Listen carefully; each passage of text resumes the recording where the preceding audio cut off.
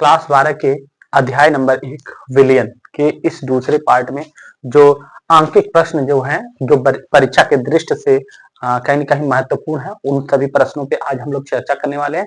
तो आइए सबसे पहले हम इसमें प्रश्नों में सबसे पहले एक प्रश्न देखते हैं कि एक अवाष्पशील यानी कि सबसे पहला प्रश्न जो है एक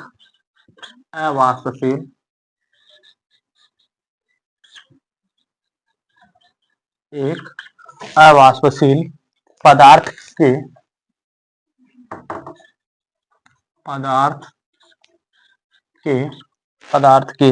2.5 ग्राम 2.5 ग्राम को 100 ग्राम बेंजीन में घोलने पर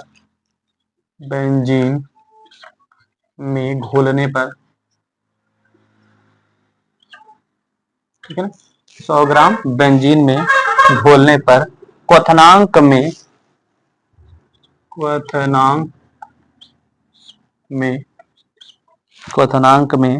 0.4 डिग्री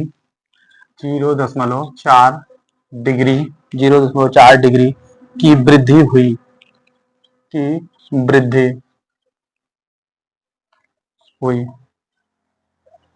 कितने की वृद्धि हुई? 0.4 डिग्री की वृद्धि हुई। ठीक। बेंजीन के लिए मोलल उन्नयन स्थिरांक यानी बेंजीन के लिए मोलल उन्नयन स्थिरांक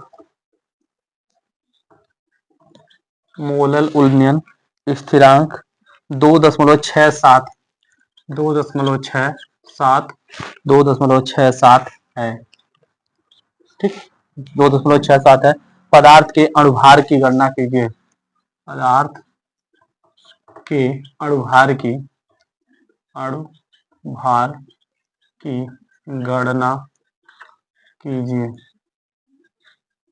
तो ये जो है प्रश्न हो गया अपना कि एक अवाष्पशील पदार्थ है। क्या है?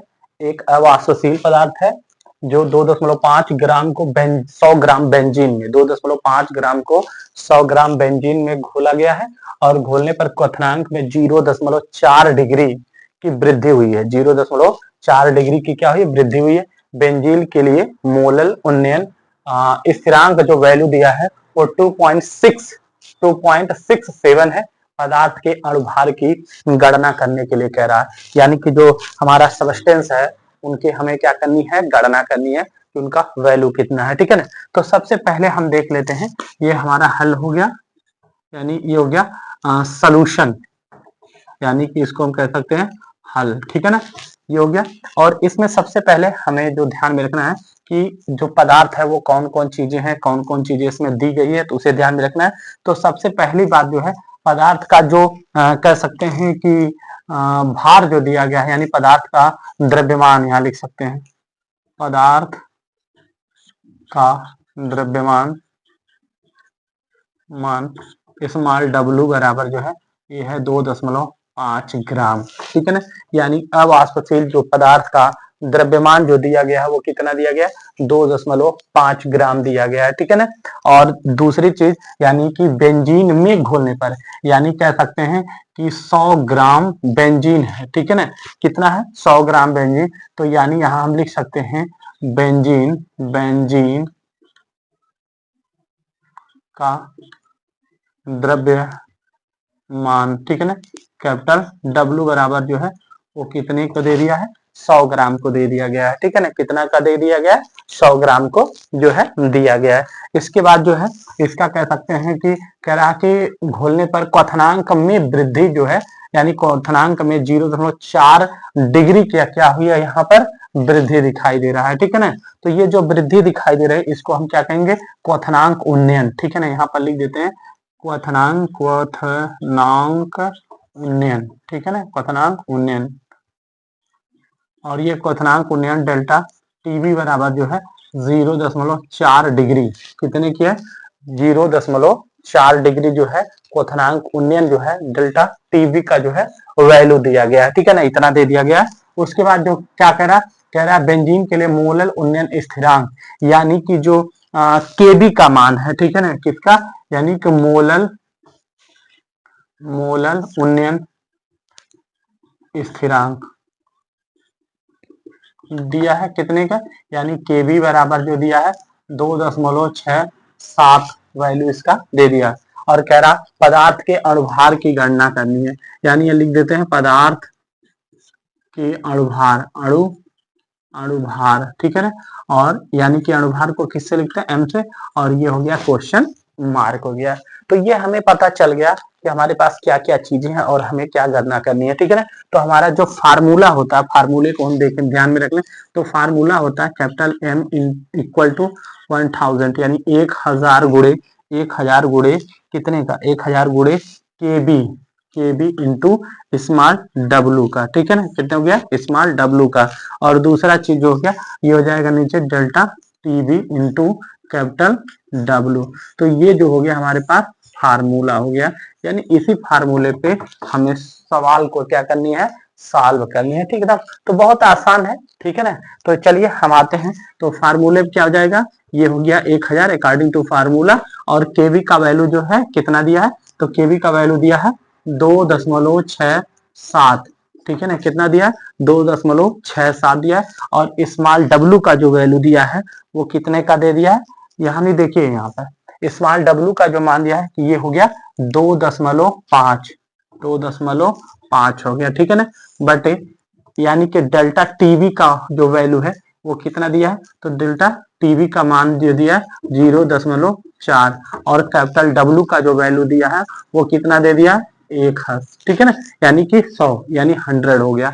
अब इसमें देखिए कैलकुलेशन जब करेंगे तो हमें मिलेगा ये जीरो क्या कैंसिल्ड आउट हो जाएगा, यानी हो जाएगा 10 गुणे 2.67 गुणे 2.5, ठीक है ना, बटे 0.4, ठीक है ना, इसको कैलकुलेट किया, ठीक है। अब यहाँ पर हमें क्या करनी है, जब इसको कैलकुलेट करेंगे तो हमारे पास वैल्यू कितने का हो जाएगा, यानी कि कह सकते हैं कि जो इस पे जब हम गुणा भाग करेंगे इसको, तो गुणा भाग करने पर जो मान निकल के आएगा वो मान हमारे पास कितना हो जाएगा, यानी कि 1 यानी कितने का 166 जो वैल्यू निकल के आएगा 87, ठीक है ना, यानी कि जो हो जाएगा इसका अणुभार जो निकल के आएगा वो 166.87, तो ये जो होता है इसका वैल्यू, यानी कि कैपिटल एम बराबर हो जाएगा 166.87 जो है ग्राम जो होता है, ये अणुभार यहाँ पर निकल के आ जाएगा। तो ये प्रश्न परीक्षा में आपसे पूछ सकता है, किस तरह से इसको आप आसानी से अध्ययन कर सकते हैं, ठीक है ना। तो ये आपका बहुत महत्वपूर्ण प्रश्न है, ठीक है ना। देखिए यहाँ पर आपको क्या करना है, इसको कैलकुलेशन करनी है, ठीक है ना, इसको लगाना है, गुणा भाग करेंगे तब इसका वैल्यू आएगा, ठीक है ना। तो ये चीज 166.87 इसका जो है आंसर निकल के आएगा। दे रहे हैं दूसरा प्रश्न, और यहाँ लिख रहे हैं एक यौगिक ए, ठीक है ना, एक यौगिक है ए के 0.816, कितना 0.186 ग्राम विलियन, ठीक है ना, ग्राम विलियन को कितना 75 ग्राम बेंजीन में, कितना 75 ग्राम बेंजीन में, ठीक है ना, 75 ग्राम बेंजीन में घोलने पर, ठीक है ना। अब 75 ग्राम बेंजीन में घोलने पर हिमांक, ठीक है ना, हिमांक जो है 1.59 सेल्सियस पाया गया, ठीक है ना, कितना पाया 1.59 सेल्सियस पाया गया। यदि बेंजीन कह रहा, यदि बेंजीन, ठीक है ना, क्या चीज, यदि बेंजीन का मोलल हिमांक,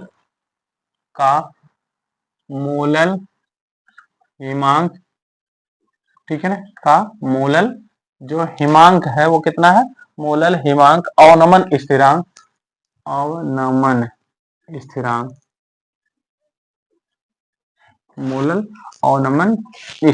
जो है वो कितना दिया है 4.90 कैल्विन, ठीक है ना, 4.90 90 केल्विन किलोग्राम प्रति मोल, ठीक है ना। ठीक, कितना है 4.90 केल्विन किलोग्राम प्रति मोल। तथा हिमांक जो है यहाँ लिख सकते हैं, तथा हिमांक जो है, हिमांक कितना दिया गया 5.1 5.51, ठीक है ना, क्या सेल्सियस, ठीक है ना, डिग्री सेल्सियस। कह रहा तो यौगिक ए के अणुभार की गणना कीजिए। तो यौगिक ए के अणुभार की गणना कीजिए, ठीक है ना। ये हो गया सवाल। कह रहा एक यौगिक ए जो है दिया गया, एक यौगिक ए जो है वो कितना है 0.816 ग्राम बिलियन को 75 ग्राम बेंजीन में घोलने पर, कितना 75 ग्राम बेंजीन में घोलने पर हिमांक जो होता है वो कितना 1.59 डिग्री पाया गया, ठीक है ना। यदि बेंजीन का मोलल उन्नयन स्थिरांक अवनमन स्थिरांक, यानी कह सकते हैं मोलल हिमांक अवनमन स्थिरांक जो है कितना 4.90 केल्विन किलोग्राम प्रति मोल, तथा हिमांक जो है 5.51 डिग्री, ठीक है। तो यौगिक के अणुभार यानी यौगिक ए के अणुभार की क्या करनी है, गणना करनी है। तो ये जो है प्रश्न हो गया, ठीक है ना। तो ये जो हो गया क्या हो गया अपना प्रश्न हो गया, ठीक। अब इसमें हल करते हैं, देखते हैं कितना आता है इसका आंसर, ठीक है।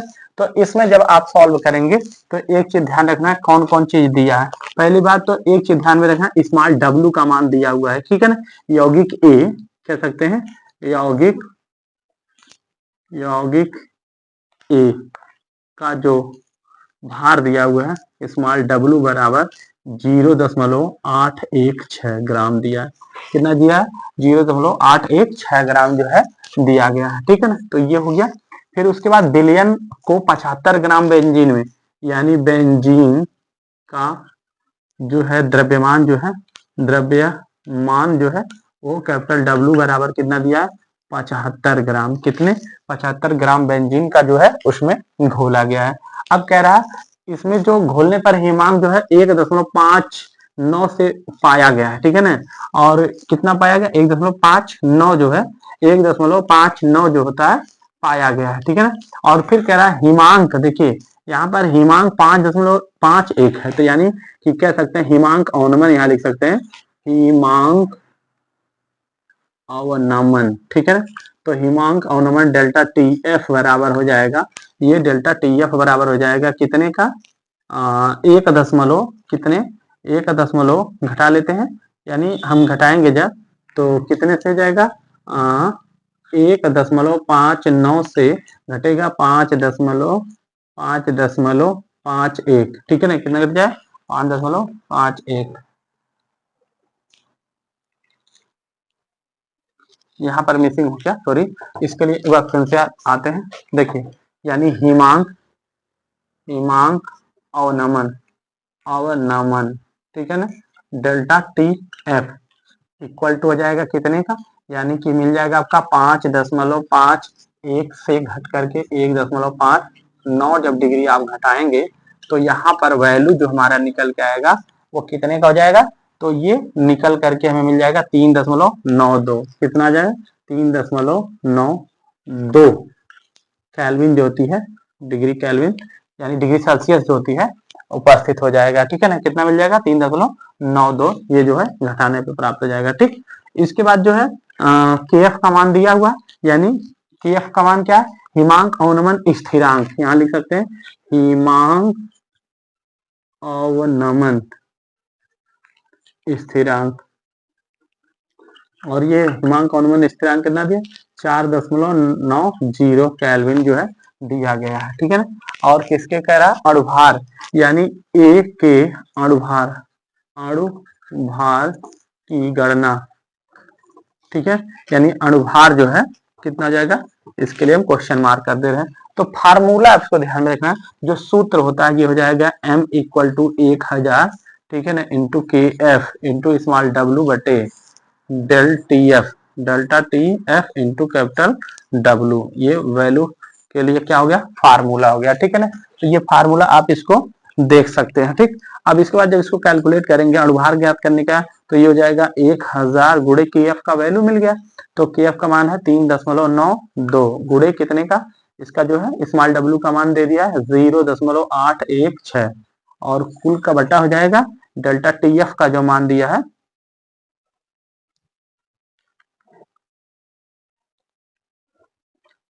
देखिए एक बार पूरा फिर से ध्यान में रखते हैं, यानी कि ये हो जाएगा वैल्यू रखते हैं तो एक बार इसका मान रखने पर ये हो जाएगा 1000 गुणे के एफ का मान, यानी के एफ का जो मान दिया है स्थिरांक यानी 4.90 और गुणे स्मॉल डब्ल्यू का मान दिया है 0.816। ठीक, और कुल के बटे डेल्टा टी एफ का जो मान दिया हुआ है वो 3.92 और गुणे जो है कितना 75 दिया है। ठीक है ना, अब इसको देखिए कैलकुलेशन किया जाएगा और कैलकुलेशन करने पर इसका जो वैल्यू होगा वो आ जाएगा कितने का, ये मान निकल के आ जाएगा 106। ठीक है ना, कितने का, इसका जो मान निकल के आएगा 136। ठीक है ना, कितना जाएगा 136 ग्राम जो है निकल के आंसर आ जाएगा। ठीक है ना, इस तरह से आप इसको अध्ययन कर सकते हैं। तो कितना आ जाएगा 136 ठीक ग्राम मोल प्रति, ये जो है किलोग्राम जो है निकल के आ जाएगा। ठीक, ये इस तरह का अध्ययन कर सकते हैं इसको। इसमें 3 नंबर का जो प्रश्न है वो क्या कह रहा है कि 1 बिलियन 1 बिलियन जो 1 लीटर 1 बिलियन जो 1 लीटर 93% कितना 93% सल्फ्यूरिक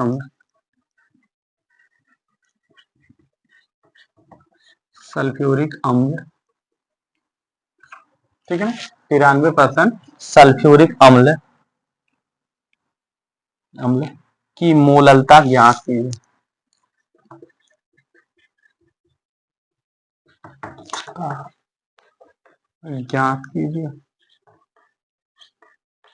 ठीक है, क्या करने के लिए मोललता कह रहा है ज्ञात कीजिए और कह रहा है विलयन का घनत्व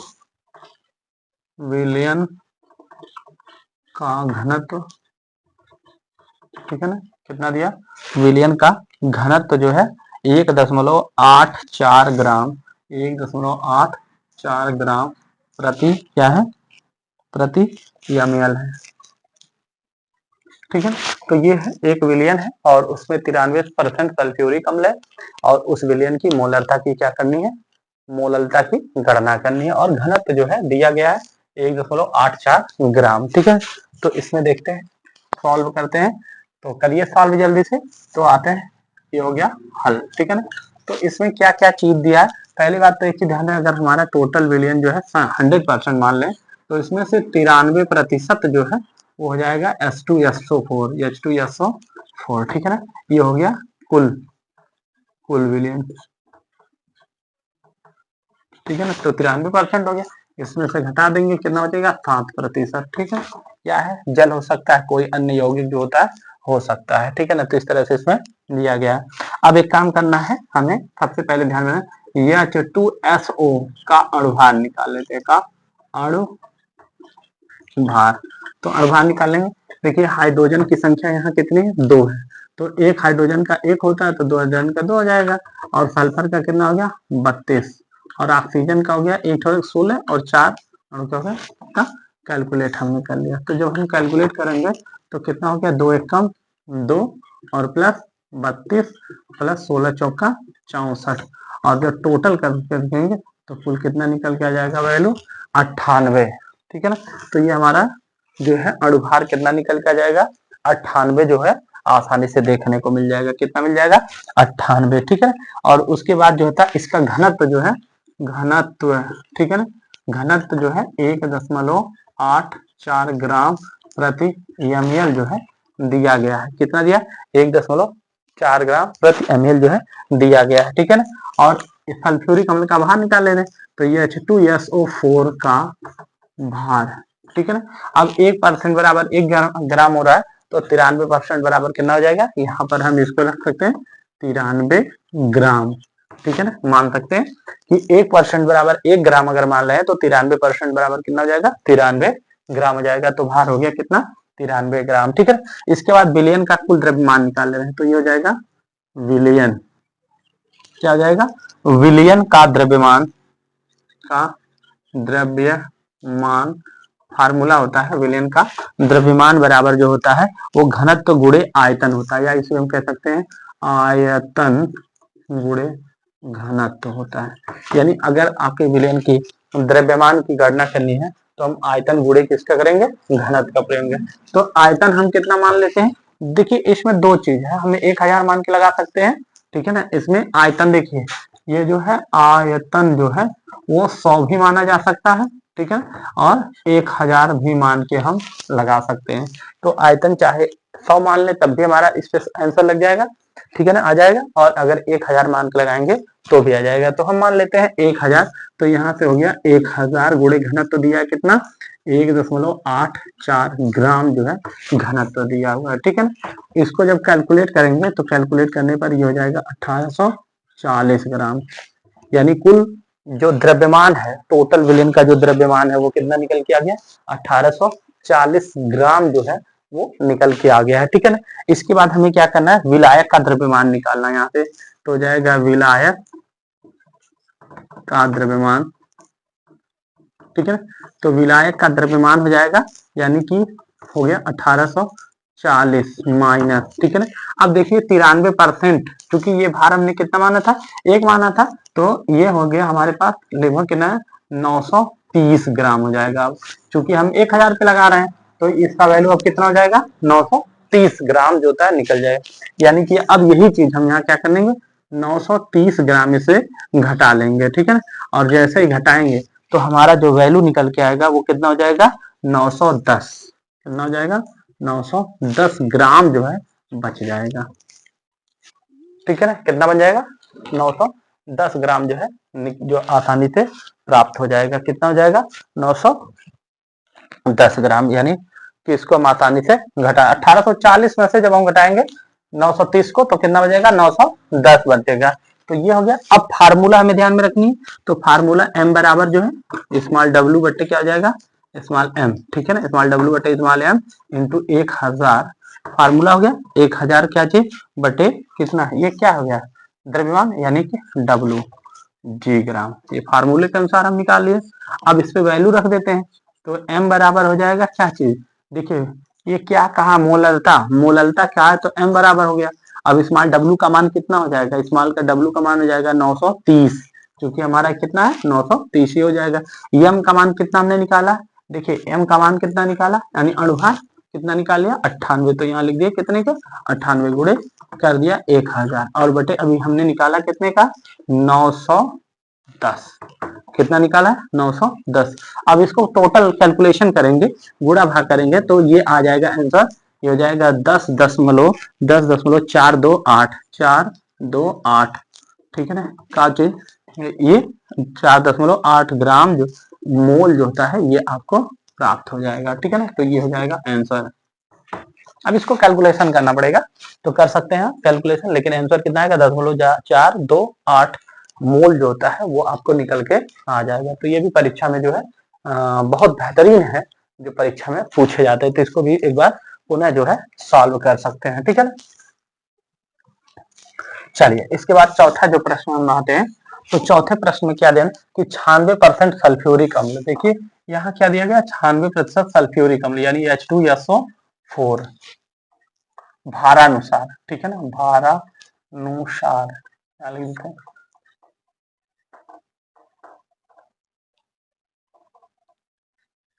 भारानुसार 96% सल्फ्यूरिक अम्ल भारानुसार जो है, भारानुसार है का, अनुसार का आपेक्षिक घनत्व, आपेक्षिक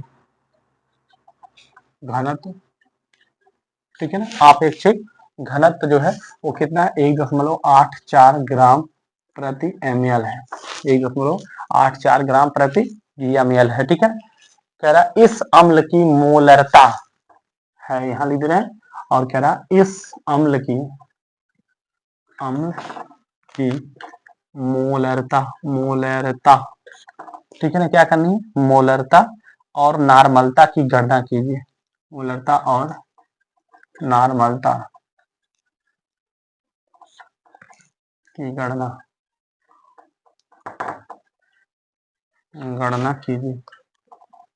अब की बार जो दिया है वो दो चीज पूछ रहा है, नॉर्मलता भी पूछा है और क्या पूछा है, मोलरता भी पूछा है। तो नॉर्मलता और मोलरता की हमें क्या करनी है, गणना करनी है, ठीक है। तो आइए कैलकुलेट करते हैं। देखिए ये हो गया H2SO का देखिए H2SO4, ये पहले हम हल कर लेते हैं, ये हो गया हल, ठीक है ना। ये हो गया H2SO4 का जो भार है वो कितना है, 96, ठीक है ना। कितना हो गया, 96 हो गया, क्योंकि परसेंट है तो 100% बराबर 100 ग्राम, तो 96% बराबर कितना हो गया, 96 ग्राम हो गया, ठीक है ना। तो ये निकल के आ जाएगा 96 ग्राम हो जाएगा। अब यहाँ ये देना है कि 100 ग्राम मान के लगा रहे हैं, तो 100 ग्राम क्या चीज, 100 ग्राम विलयन का आयतन, विलयन 100 ग्राम विलयन का आयतन, आयतन और आयतन, इसके लिए फार्मूला क्या बन जाएगा, ये बन जाएगा द्रव्यमान बटे घनत्व, द्रव्यमान बटे क्या चीज, घनत्व। फार्मूले के अनुसार है तो हम इसका जो द्रव्यमान हो जाएगा वो कितना हो जाएगा 100 और घनत्व कितना हो जाएगा 1.84, और इसको जब हम भाग देंगे तो हमारे पास वैल्यू जो है वो निकल के आ जाएगा कितने का, तो ये मान निकल के आ जाएगा 54.34, 54.347, ठीक है ना। ये वैल्यू निकल के आएगा, कितना निकल गया 54.4347 का ml, ठीक है ना, ये वैल्यू निकल के आ गया। तो इसको निकाल सकते हैं। फिर उसके बाद सल्फ्यूरिक अम्ल की मोलरता ज्ञात करनी है, ठीक है ना, यानी H2SO4 की मोलरता, मोलरता, ठीक है ना, और फार्मूला हो जाएगा यानी कि मोलरता M बराबर स्मॉल w बटे स्मॉल m इंटू 1000 बटा VmL, ये हो गया वैल्यू के लिए फार्मूला, ठीक है ना। अब देखिए जब इसका फार्मूला बन गया तो हम फार्मूले पे वैल्यू रख दें, तो हो जाएगा m बराबर 96, यानी कि w का जो मान है वो कितना है 96, ठीक है ना। ये कितना है 96 बटा अणुभार कितना हो जाएगा 98, ठीक है ना। यहाँ पर मैंने लिखा नहीं अणुभार, लेकिन यहाँ पर इस सवाल में देखिए इसका अणुभार मैंने निकाला है, तो यहाँ पर कितना है 98, इसलिए मैं डायरेक्ट यहाँ रख दिया और गुणे हो गया 1000, और आयतन अभी देखिए कितना 54.347, ठीक। और जब इसको पूरा कैलकुलेट करेंगे, सवालों को लगाएंगे, तो इसमें इसका जो वैल्यू है वो निकल के आएगा 18 दशमलव कितना 18.0, ये लिख दे रहे हैं 18.024 m, ये मान निकल के आ जाएगा, ठीक है ना। तो एक आंसर ही हो जाएगा, ये मोलरता हो गई। और दूसरा हमें क्या करना है, नॉर्मलता निकालनी है, ठीक है ना। क्या निकालना है, नॉर्मलता। तो यहाँ लिख सकते हैं क्या चीज, H2SO4, H2SO4 का आणविक द्रव्यमान, आणविक आणविक द्रव्यमान, ठीक है ना। तो आणविक द्रव्यमान जो होता है बराबर होता है 2 इंटू क्या चाहिए, यानी 2 गुणे सल्फ्यूरिक अम्ल का तुल्यांकी भार, यानी H2SO4 का तुल्यांकी भार, तुल्यांकी, अरे यार तुल्यांकी भार क्यों निकाल रहे हैं, तुल्यांकी द्रव्यमान निकालना है, क्या निकालना, तुल्यांकी द्रव्यमान, ठीक है ना। ये हो गया तुल्यांकी द्रव्यमान। तो ये कर सकते हैं। अब देखो होता क्या है, अब यहाँ पे ये फार्मूला हो गया, तो बन जाएगा फार्मूला में क्या है, सल्फ्यूरिक अम्ल की नॉर्मलता बराबर जाएगा, यानी H2SO4 की नॉर्मलता बराबर होता है 2 इंटू, यानी 2 गुणे मोलरता, मोलरता, ठीक है ना। तो ये हो गया फार्मूला, हम डायरेक्ट इसको लगा सकते थे, ठीक है ना। सल्फ्यूरिक अम्ल की नॉर्मलता 2 गुणे मोलरता, तो हो जाएगा 2 गुणे, अभी देखो वैल्यू कितना निकल के आया 18.024, तो ये हो जाएगा 18.024, और ये कैलकुलेट कर लेंगे तो कितना हो जाएगा 4 दूनी 8 और 2 दूना 4 और सुनाए सुनना 8 दूनी 16 और 2 एक कम 2 एक 3, यानी कि 36.048 इसका नॉर्मेलिटी आ जाएगा। तो ये हो गया नॉर्मलता 36.048 और मोलरता हो गया 18.024, 3624, ठीक है ना। तो 36.048 जो है नॉर्मलिटी, और ये मोलैरिटी जो है 18.042, इस तरह से इसका आंसर आ जाएगा, ठीक है ना। तो इस तरह से ये प्रश्न जो थे काफी महत्वपूर्ण थे और जो परीक्षा में पूछे जाते हैं, ठीक है ना।